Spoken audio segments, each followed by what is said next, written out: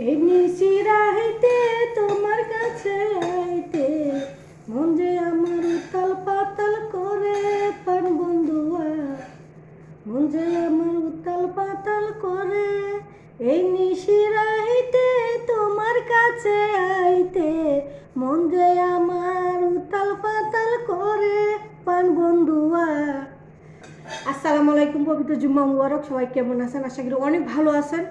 আসলে দেখেন শুক্রবারও আমার খানা বানানো লাগতেছে। আপনার তো মনে করেন আমি বৈশা থাকি না রে ভাই, প্রবাসের কষ্ট আছে টাকাটা। প্রবাসে যারা চাকরি করে তারা বুঝে যে প্রবাসের জীবনটা কত কষ্টের, কত যুদ্ধের। সবাই ভালো থাকবেন, ভিডিওটা শেয়ার করবেন, পাশে থাকবেন।